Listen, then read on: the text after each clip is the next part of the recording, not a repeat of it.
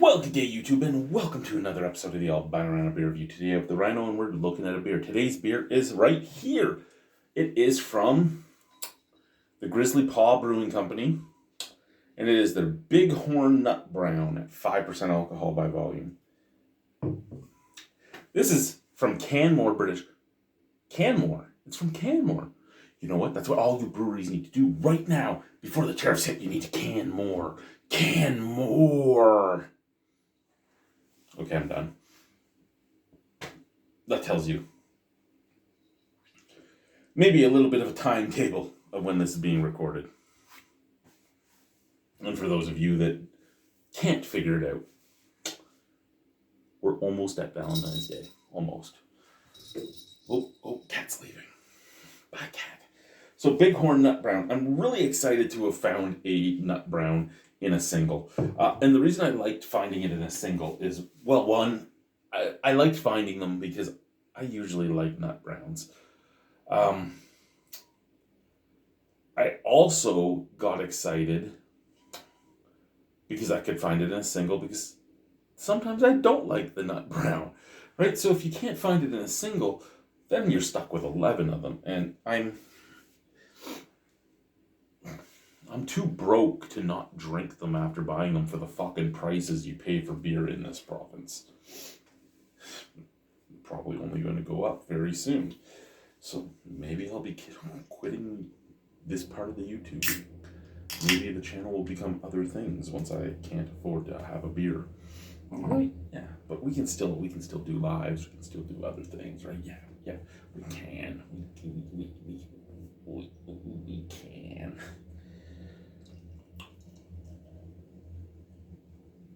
That's a nice color. That's a really nice color.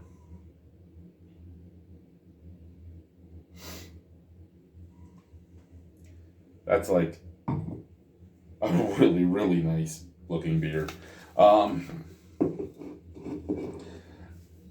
don't like. I can a lot of times be like, yeah, that's a nice looking beer, but I don't usually get excited about the look of a beer.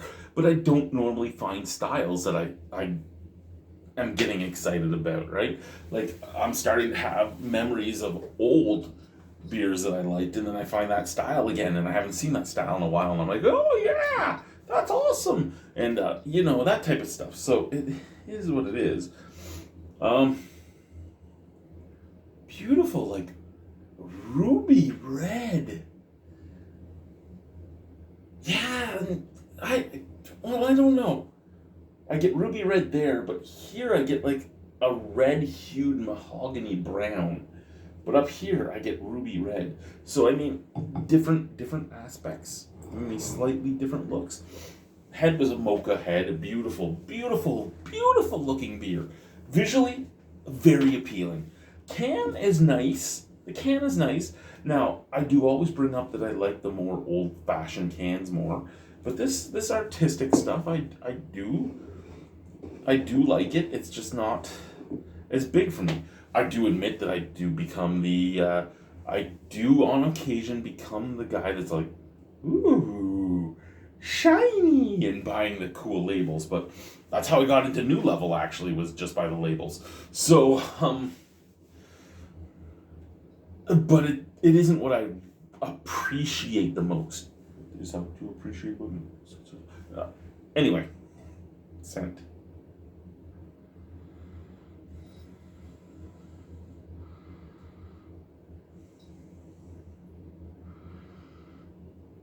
A sweet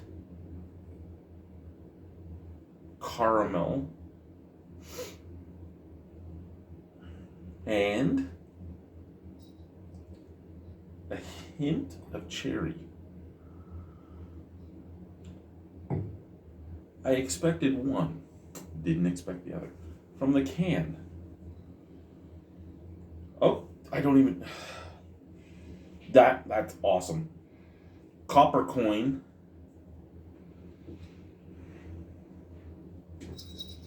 Yes. Copper coin. Molasses. A biscuitiness.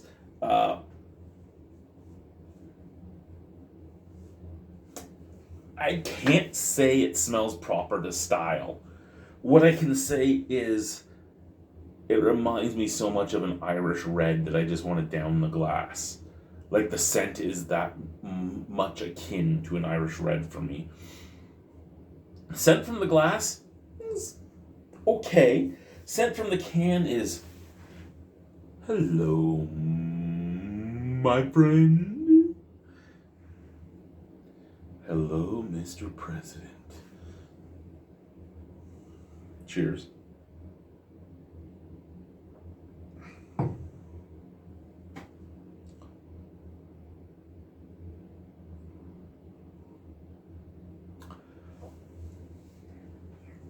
So here's where I'm torn. I bought a can that says nut brown. And I poured it. And it could have still been a nut brown. And then I smelled it and I'm like, it smells more like an Irish red. I don't hate Irish reds. I love Irish reds, so I'm okay with that. And then I drank it and I'm like, that's really akin to an Irish red. And I'm torn because I was really excited to have a nut brown. Now, don't get me wrong.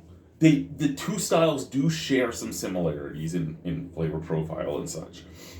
And this beer does share some characteristics with both beer styles. In scent, in flavor, it does share some. I mean, I'm getting a little bit of the aftertaste you'd more expect from a nut brown. But the stronger flavors in this are that of an Irish red, and that's where I'm a little weirded out.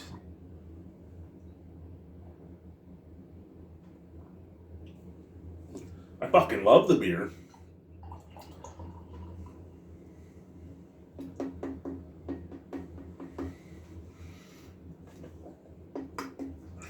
Okay.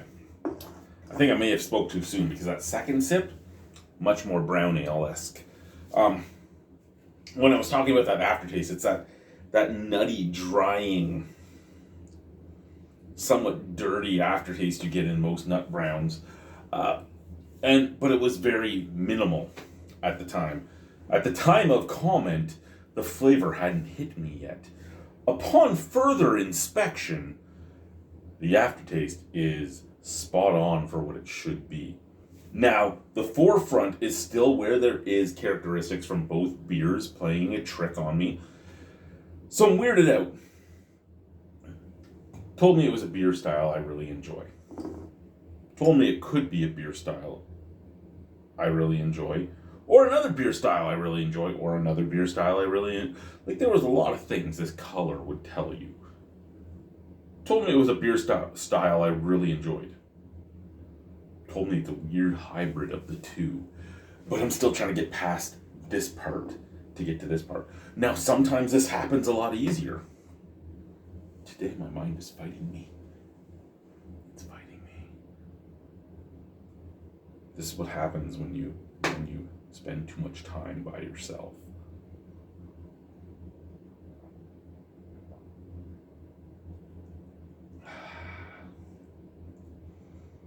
It is refreshing. It really is. So caramel, a little bit of a roastiness. Again, both of those could be in both of them. But there is this like almost cherry nib flavor that tries to push its way through. That would be more on the red style than the nut brown style. Not just because it's a red candy, but the flavor would be more in line with. The burp is more in line with this side. But then you get this like smoky, nutty, drying finish, which is this side for sure. I really like it. I really do. I'm trying to figure out how I feel about it being... This is what it comes down to, right? Alexander Keith's. I know, big macro. Boo macro. I get it. And other things going on in the world. I get it. But my biggest problem with Alexander Keith's is that it says it's an IPA. You tell me it's a cream ale or something like that. Okay, maybe. Get behind that. It's your average macro beer. I don't care. It's not offensive. It's just not my thing. But I've drank a lot of Alexander Keiths in my day. I can't lie. But it's not an IPA.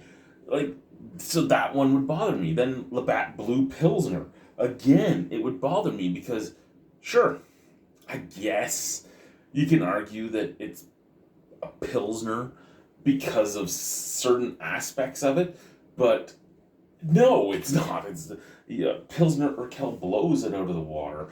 I don't even like Pilsner Urquell. It blows it out. So many. Oh, well, maybe nowadays I would like it. I'm not a big. I wasn't a huge Pilsner fan, and now then I got old. Right, I'm in my 40s now. I'm 42. I turned 43 this year. Now I'm like, hey, Pilsners aren't bad.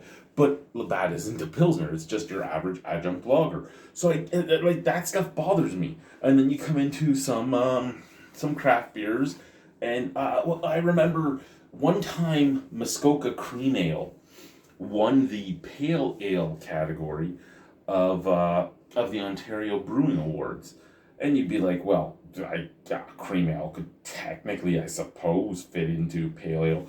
Well, yes and no. But at the same time, they had a cream ale category. So the fact that the cream ale won the pale ale category makes me go, what the fuck is up with your judges? And then the fact that it won that category with such a high score that it won Best in Show that year, I'm like, really, what the fuck is wrong with your judges? Because right in its title, it says cream ale. Now, you don't know when you're drinking it that it's a cream ale, but the fact that it was even put, like, yeah. This isn't that, though. This is just great. I'm just rambling now.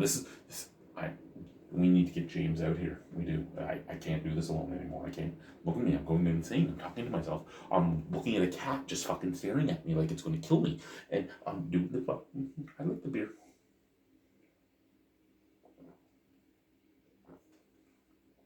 Out of 10? 8.25. Thank you. Bye. Gotta go. Gotta go, Joe. Gotta go.